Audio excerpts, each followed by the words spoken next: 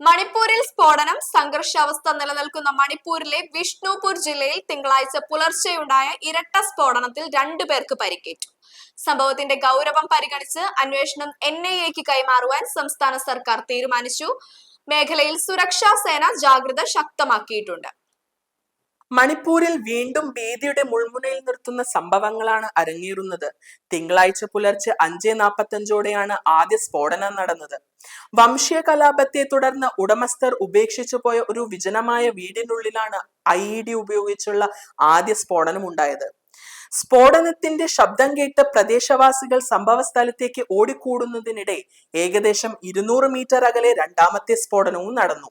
രാവിലെ 8:45 ഇത്. രണ്ടാമത്തെ സ്ഫോടനത്തിലാണ് 2 ഗ്രാമവാസികൾക്ക് പരിക്കേറ്റത്. ഇവരെ ഉടൻ തന്നെ ബിഷ്ണുപൂർ ജില്ലാ ആശുപത്രിയിൽ പ്രവേശിപ്പിച്ചു. സംഭവത്തിന് പിന്നാലെ ബിഷ്ണുപൂർ ജില്ലയിൽ സുരക്ഷാ സജ്ജീകരണങ്ങൾ ശക്തമാക്കിയിട്ടുണ്ട്. IG റാങ്കിലുള്ള ഉന്നത ഉദ്യോഗസ്ഥർ സ്ഥലം സന്ദർശിച്ച് സ്ഥിതിഗതികൾ വിലയിരുത്തി. മേഖലയിൽ അർദ്ധസൈനിക വിഭാഗവും പോലീസും സംയുക്തമായി തിരച്ചിൽ നടത്തുകയാണ്.